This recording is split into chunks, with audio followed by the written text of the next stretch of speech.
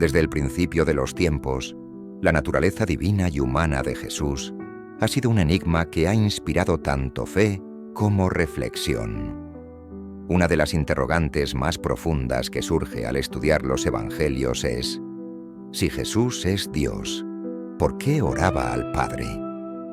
En Lucas 5:16 leemos: pero él se retiraba a lugares desiertos para orar. Este breve pasaje nos invita a explorar las profundidades de la comunión entre el Hijo y el Padre, y al dar ya a entender el propósito eterno detrás de su vida de oración. Para comprender este misterio, debemos empezar con un concepto fundamental del cristianismo: la Trinidad. Dios es uno en esencia, pero existe eternamente en tres personas: el Padre, el Hijo y el Espíritu Santo. Este misterio no implica la existencia de tres dioses, sino de un solo Dios que se manifiesta en tres personas distintas, pero unidas en perfecta armonía. Como el agua que puede existir en forma líquida, sólida y gaseosa sin dejar de ser agua, así Dios es Padre, Hijo y Espíritu Santo, y permanece siendo uno. Cuando Jesús oraba, nos ofrecía una ventana a esta relación única e inefable dentro de la Trinidad. En Juan 14:26 se nos dice: mas el Consolador, el Espíritu Santo, a quien el Padre enviará en mi nombre, Él os enseñará todas las cosas y os recordará todo lo que yo os he dicho. Aquí vemos al Hijo mencionando al Padre y al Espíritu Santo, cada uno desempeñando un rol específico en la redención y enseñanza de la humanidad. La Trinidad, aunque incomprensible en su totalidad para la mente humana, es un concepto revelado en las Escrituras desde Génesis hasta Apocalipsis. En Génesis 1:26 leemos: entonces dijo Dios, hagamos al hombre a nuestra imagen, conforme a nuestra semejanza. El uso del plural, hagamos, sugiere la presencia de una pluralidad dentro de la unidad de Dios. Más adelante, en el bautismo de Jesús, se revela de manera clara la Trinidad. Y Jesús, después que fue bautizado, subió luego del agua, y he aquí los cielos le fueron abiertos, y vio al Espíritu de Dios que descendía como paloma, y venía sobre él. Y hubo una voz de los cielos que decía: este es mi Hijo amado, en quien tengo complacencia. Mateo 3:16-17. Pero la pregunta persiste: si Jesús es Dios, ¿por qué oraba? La respuesta yace en la naturaleza dual de Cristo. Él es completamente Dios y completamente hombre, dos naturalezas unidas en una sola persona. Esta unión significa que aunque Jesús poseía toda la autoridad divina, también abrazaba plenamente las limitaciones humanas. Como afirma Hebreos 4:15, porque no tenemos un sumo sacerdote que no pueda compadecerse de nuestras debilidades, sino uno que fue tentado en todo según nuestra semejanza, pero sin pecado. Este pasaje es crucial para entender que Jesús, aunque sin pecado, experimentó plenamente las pruebas y emociones humanas. La relación entre la humanidad y la divinidad de Jesús es clave para entender su vida de oración. Como Dios, no necesitaba orar, pero como hombre, eligió hacerlo, no solo como un ejemplo para nosotros, sino también para manifestar su dependencia y comunión con el Padre. En Filipenses 2:6-8, Pablo explica esta dualidad al decir: el cual, siendo en forma de Dios, no estimó el ser igual a Dios como cosa a que aferrarse, sino que se despojó a sí mismo, tomando forma de siervo, hecho semejante a los hombres. Y estando en la condición de hombre, se humilló a sí mismo, haciéndose obediente hasta la muerte, y muerte de cruz. Jesús, en su vida terrenal, nos dejó un ejemplo perfecto de cómo vivir en comunión con Dios. Su vida de oración nos enseña la importancia de depender completamente del Padre en todas las circunstancias. En Juan 5:19, Jesús declara: de cierto os digo, no puede el Hijo hacer nada por sí mismo, sino lo que ve hacer al Padre. Esta declaración no es una limitación, sino una afirmación de su perfecta sincronía con la voluntad del Padre. La oración de Jesús no era un simple acto religioso, sino una necesidad vital. En los Evangelios encontramos múltiples relatos donde Jesús se apartaba de la multitud para orar. Marcos 1:35 nos dice: muy de madrugada, cuando aún estaba oscuro, Jesús se levantó, salió de la casa y se fue a un lugar solitario, donde se puso a orar. Este hábito nos enseña que, incluso en medio de un ministerio lleno de demandas, Jesús priorizaba la comunión con su Padre. La regularidad de la oración de Jesús no solo refleja su compromiso, sino que también revela una dependencia total en Dios. Esto es evidente en la alimentación de los 5.000. Antes de realizar el milagro, Jesús tomó los panes y, habiendo dado gracias, los repartió entre los discípulos. Juan 6:11. Este acto de gratitud muestra que incluso en los momentos de manifestación divina, Jesús buscaba glorificar al Padre a través de la oración. El ejemplo de Jesús al retirarse a orar también nos enseña la importancia del tiempo personal con Dios. En Mateo 14:23 leemos: despedida la multitud, subió al monte a orar aparte, y cuando llegó la noche, estaba allí, solo. Este versículo nos recuerda que la oración no es solo una práctica pública, sino un encuentro íntimo con Dios que requiere dedicación y entrega. Además, la vida de oración de Jesús nos revela que la verdadera fuerza espiritual proviene de la comunión constante con Dios. En Lucas 6:12-13, vemos que Jesús pasó toda la noche orando antes de elegir a los 12 apóstoles. Este acto muestra que las decisiones importantes deben estar fundamentadas en la búsqueda de la voluntad divina, algo que Jesús modeló con excelencia. El huerto de Getsemaní representa uno de los momentos más profundos y significativos en la vida de Jesús. Aquí, en medio de una noche oscura y en completa soledad, Jesús enfrenta la inmensidad de su misión redentora.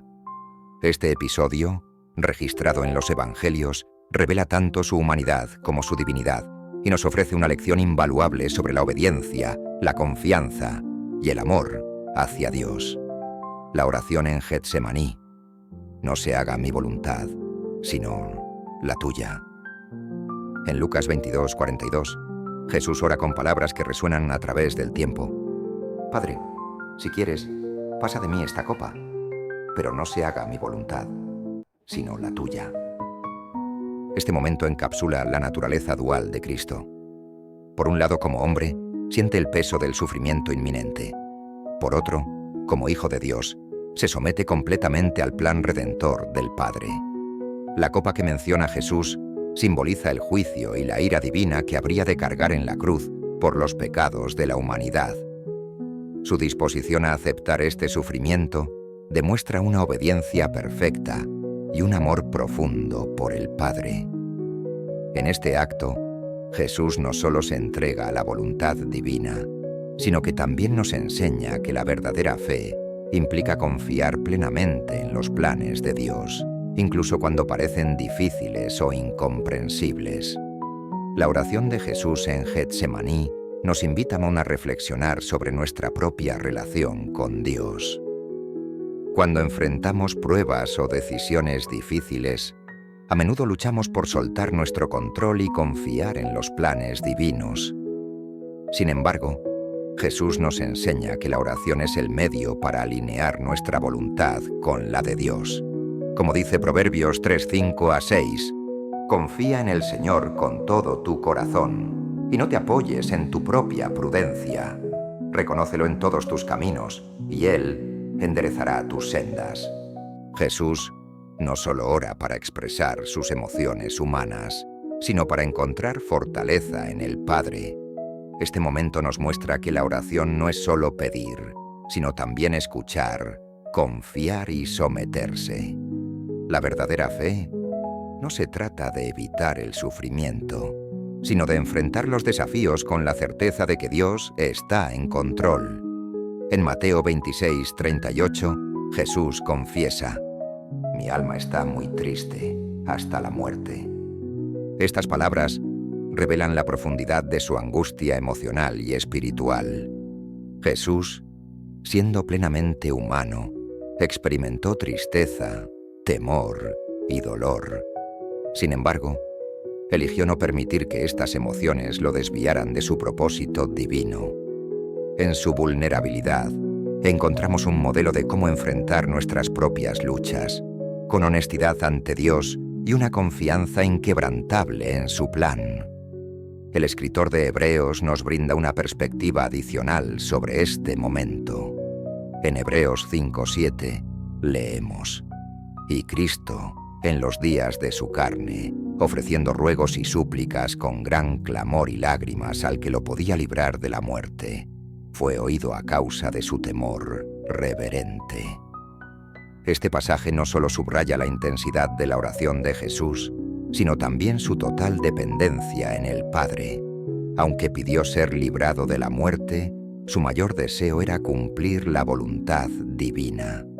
La obediencia de Jesús no solo refleja su reverencia hacia el Padre, sino también su profundo amor por la humanidad. En Juan 15:13, Jesús declara: «Nadie tiene mayor amor que este, que uno ponga su vida por sus amigos». Al aceptar la cruz, Jesús demuestra un amor sacrificial, dispuesto a enfrentar el sufrimiento más extremo para redimir a la humanidad. Este acto de amor no fue impulsivo ni improvisado. Fue el cumplimiento de un plan eterno diseñado por el Padre, el Hijo y el Espíritu Santo desde antes de la creación del mundo. Jesús sabía lo que estaba por venir, y aunque su humanidad lo llevó a sentir temor, su amor por nosotros y su obediencia al Padre lo llevaron a decir: «No se haga mi voluntad, sino la tuya». El ejemplo de Jesús en Getsemaní nos invita a reflexionar sobre nuestra propia sumisión a Dios. ¿Confiamos en su plan cuando enfrentamos incertidumbre o sufrimiento? ¿Buscamos su dirección en oración o intentamos manejar las cosas por nuestra cuenta? Jesús nos muestra que la oración no es solo una práctica religiosa, sino un encuentro transformador con Dios. Al retirarse al monte en soledad, nos enseña la importancia de buscar momentos de intimidad con el Padre. La oración no es solo para las decisiones importantes, sino para cada aspecto de nuestra vida. Es en esos momentos de comunión con Dios donde encontramos la fortaleza para enfrentar cualquier desafío. El huerto de Getsemaní es un recordatorio poderoso de la humanidad y divinidad de Jesús. Su sumisión al plan del Padre, su disposición a enfrentar el sufrimiento y su amor por la humanidad nos brindan un ejemplo perfecto de cómo vivir una vida en comunión con Dios.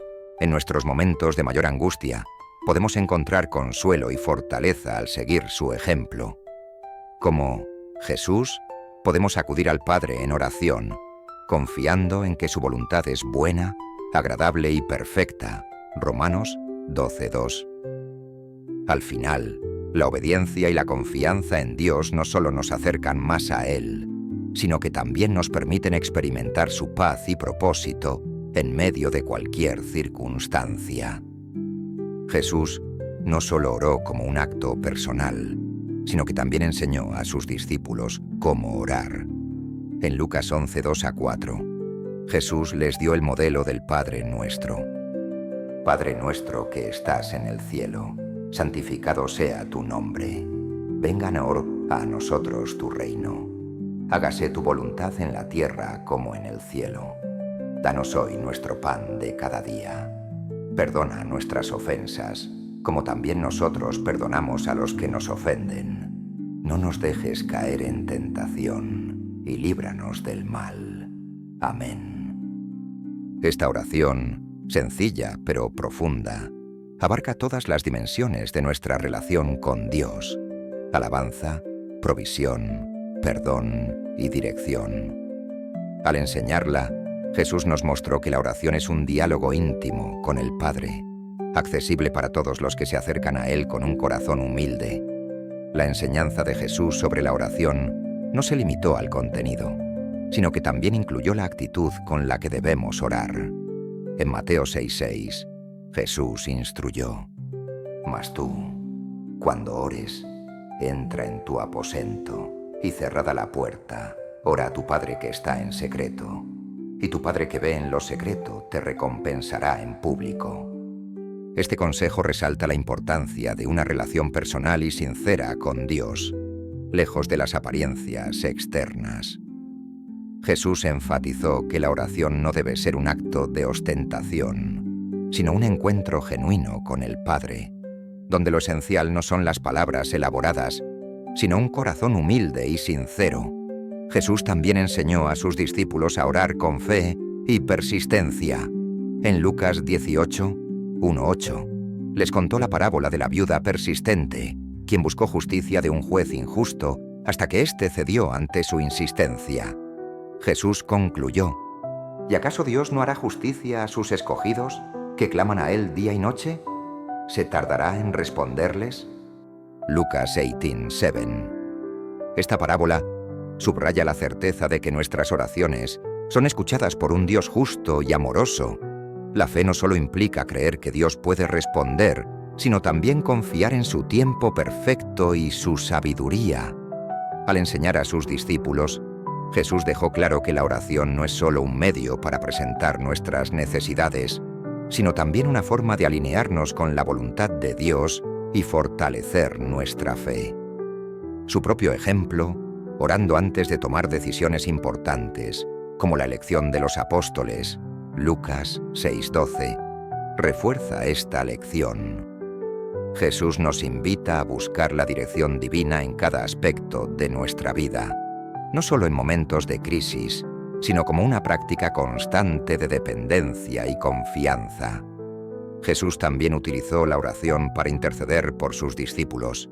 En Juan 17, conocida como la oración sacerdotal, Él ruega: «Ruego por ellos, no ruego por el mundo, sino por los que me diste, porque son tuyos». Juan 17:9. Esta intercesión no solo refleja su amor por los discípulos, sino también su compromiso con su misión de redención. En esta misma oración, Jesús amplía su alcance al orar por todos los creyentes futuros. «No ruego solo por estos, sino también por los que han de creer en mí por la palabra de ellos». Juan 17:20. Este acto de intercesión resalta el amor eterno de Jesús, quien no solo intercedió por sus discípulos cercanos, sino por todos los que vendrían después, incluyendo a cada uno de nosotros. Su oración no solo buscaba protección y unidad, sino también que sus seguidores experimentaran la plenitud del amor de Dios y la gloria compartida con el Padre. La enseñanza de Jesús sobre la oración nos invita a reflexionar sobre la profundidad y la riqueza de este acto espiritual. Al enseñarnos el Padre Nuestro, Él reveló un modelo perfecto que combina alabanza, dependencia y reconciliación. Con su propia vida, demostró que la oración es esencial para mantener una relación íntima con Dios, especialmente en momentos de desafío o decisión. La oración no es solo una herramienta para buscar respuestas, sino un medio para transformar nuestro corazón, alinear nuestra voluntad con la de Dios y experimentar su amor en todas las áreas de nuestra vida. Al seguir el ejemplo de Jesús, podemos encontrar fortaleza, consuelo y propósito en nuestra comunión diaria con el Padre. Uno de los momentos más fascinantes y misteriosos en la narrativa de la redención es lo que ocurrió con Jesús entre su muerte en la cruz y su gloriosa resurrección. Las Escrituras mencionan que Jesús no permaneció inactivo durante este período, sino que tuvo un propósito divino y significativo: descender al Hades y proclamar su victoria a los espíritus encarcelados. Este acto no solo demuestra el poder soberano de Jesús sobre la muerte y el pecado, sino que también refuerza el cumplimiento de su misión como el Salvador de la humanidad. El apóstol Pedro ofrece una clave importante sobre este evento en 1 Pedro 3:18 a 20, porque también Cristo padeció una sola vez por los pecados, el justo por los injustos, para llevarnos a Dios, siendo a la verdad muerto en la carne, pero vivificado en el Espíritu, en el cual también fue y predicó a los espíritus encarcelados, los que en otro tiempo desobedecieron, cuando una vez esperaba la paciencia de Dios en los días de Noé, mientras se preparaba el arca, en la cual pocas personas, es decir, 8, fueron salvadas por agua. Este pasaje revela que Jesús, al morir, no descansó pasivamente, sino que su espíritu vivo descendió al Hades, el reino de los muertos. Aquí, predicó a los espíritus encarcelados, quienes habían sido desobedientes en los tiempos de Noé. Aunque el texto no detalla el contenido exacto de su proclamación, los estudiosos coinciden en que fue un mensaje de victoria, declarando su triunfo sobre el pecado, la muerte y las fuerzas del mal. El Hades, en el contexto bíblico, no debe confundirse con el infierno final, Gehenna. En la cosmología judía, el Hades era el lugar donde iban las almas después de la muerte, dividido en 2 partes, un lugar de tormento para los impíos y un lugar de descanso conocido como el seno de Abraham para los justos. Lucas 16, 22, 23. Este descenso no implicó que Jesús estuviera sujeto a tormento, sino que demostró su autoridad incluso en el reino de los muertos. El acto de proclamar a los espíritus encarcelados resalta varios aspectos cruciales de la misión de Jesús. La victoria sobre el pecado y la muerte. En Colosenses 2:16, Pablo escribe: «Y despojó a los principados y a las potestades, y los exhibió públicamente, triunfando sobre ellos en la cruz». Este acto no se limitó al ámbito terrenal, también incluyó una declaración en el ámbito espiritual. Jesús, al proclamar su victoria, demostró que había desarmado a las fuerzas del mal y que su sacrificio en la cruz había derrotado el poder del pecado. Los espíritus encarcelados representan a aquellos que desobedecieron durante el tiempo de Noé, un periodo marcado por la corrupción y el juicio. Al proclamarles su victoria, Jesús reafirmó que la justicia de Dios es inquebrantable y que su plan de redención abarca tanto el pasado como el presente. Aunque Jesús proclamó su victoria a los impíos, también fortaleció la esperanza de los justos que esperaban en el seno de Abraham. Su presencia aseguró que la resurrección y la vida eterna estaban garantizadas para aquellos que confiaban en las promesas de Dios. En Apocalipsis 1:18, Jesús declara: «Yo soy el que vivo, y estuve muerto, mas he aquí que vivo por los siglos de los siglos. Amén. Y tengo las llaves de la muerte y del Hades». Esta declaración es monumental, ya que muestra que Jesús no solo derrotó a la muerte, sino que también tiene la autoridad absoluta sobre ella. Su descenso al Hades no fue un acto de sumisión, sino de conquista. La imagen de Jesús como el portador de las llaves del Hades refuerza su rol como Salvador y juez.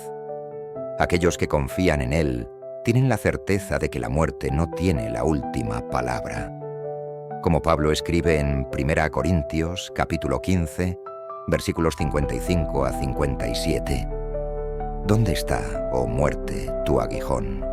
¿Dónde, oh sepulcro, tu victoria? Ya que el aguijón de la muerte es el pecado, y el poder del pecado, la ley.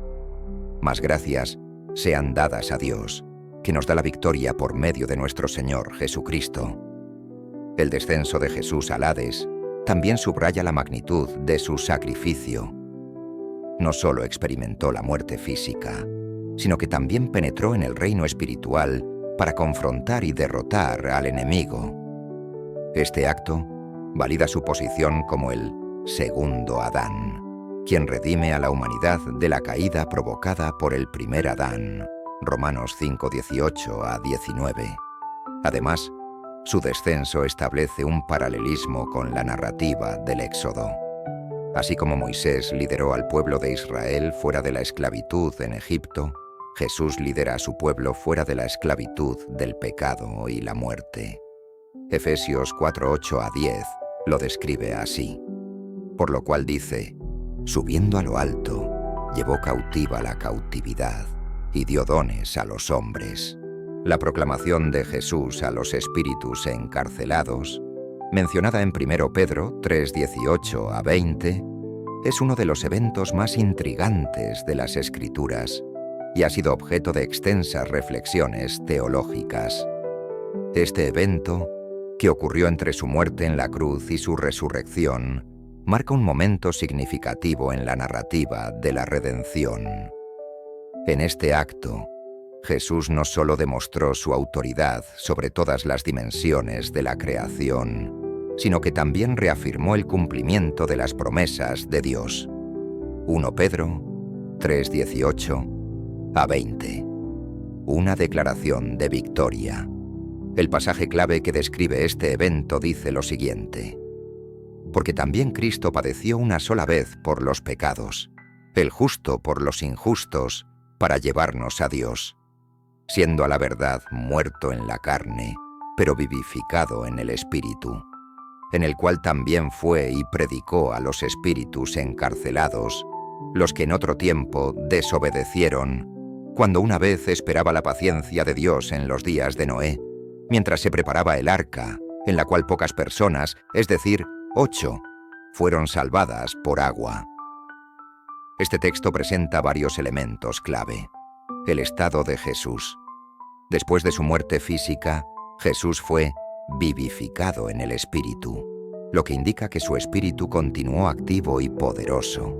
El destino de su proclamación. Los espíritus encarcelados, identificados como aquellos que desobedecieron durante los días de Noé. El contenido de su mensaje, aunque no se detalla explícitamente, se entiende como una declaración de victoria sobre el pecado, la muerte y las fuerzas espirituales rebeldes. Los espíritus encarcelados. ¿Quiénes eran? El término espíritus encarcelados ha generado diversas interpretaciones entre los estudiosos. A continuación se presentan las principales teorías. Los ángeles caídos de Génesis 6. Muchos estudiosos creen que los espíritus mencionados son los ángeles caídos que se rebelaron contra Dios al tomar esposas humanas, dando lugar a los Nefilim. Génesis 6, 1 a 4. Estos ángeles fueron juzgados y encarcelados en prisiones espirituales, como se menciona en 2 Pedro 2:4. Porque si Dios no perdonó a los ángeles que pecaron, sino que arrojándolos al infierno, los entregó a prisiones de oscuridad, para ser reservados al juicio. Los impíos de los tiempos de Noé. Otra interpretación es que estos espíritus representan las almas de las personas que desobedecieron el mensaje de Noé y perecieron en el diluvio.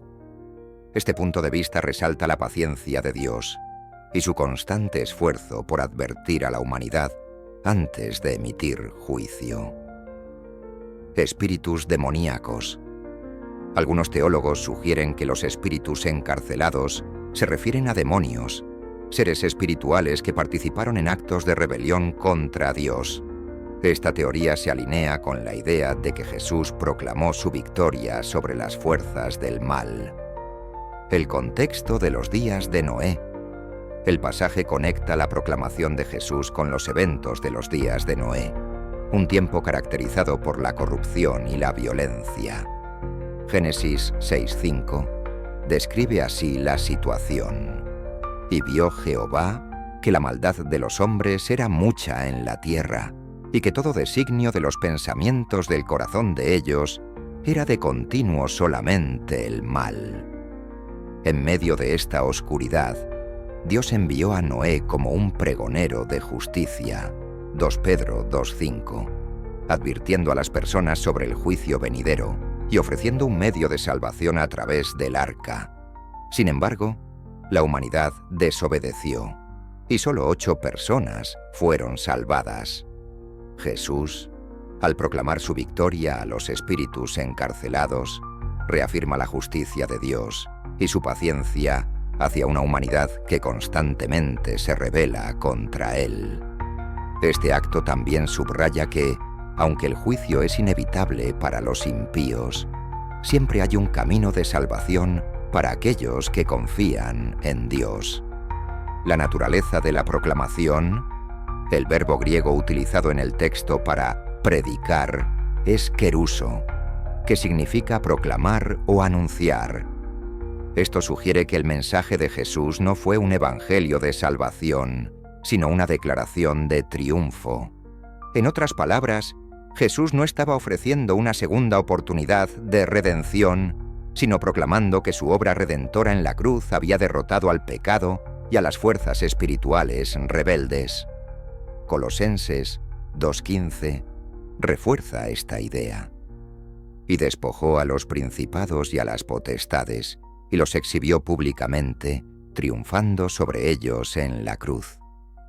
Este pasaje ilustra que Jesús, al proclamar su victoria, demostró su autoridad sobre todos los poderes y principados, reafirmando que su sacrificio fue suficiente para redimir a la humanidad y restaurar el orden divino. Implicaciones teológicas. El acto de Jesús de proclamar su victoria a los espíritus encarcelados tiene varias implicaciones teológicas importantes. La universalidad de su autoridad. Jesús no solo es el Señor de los vivos, sino también de los muertos. Su proclamación en el Hades demuestra que su autoridad abarca todas las dimensiones de la existencia, la certeza de su victoria. Al proclamar su triunfo, Jesús reafirma que la redención de la humanidad y la derrota de las fuerzas del mal son hechos consumados. Esto da confianza a los creyentes de que su fe en Jesús es sólida y segura. El cumplimiento de las Escrituras. Este evento cumple profecías del Antiguo Testamento que aluden a la victoria de Dios sobre sus enemigos. Por ejemplo, el Salmo 68, 18 dice: «Subiste a lo alto, cautivaste la cautividad». Un versículo que Pablo cita en Efesios 4, 8, para describir la victoria de Jesús. Gracias por acompañarme en esta reflexión. Si este mensaje te ha traído paz, te invito a suscribirte a nuestro canal, compartir este video, darle like y activar la campanita.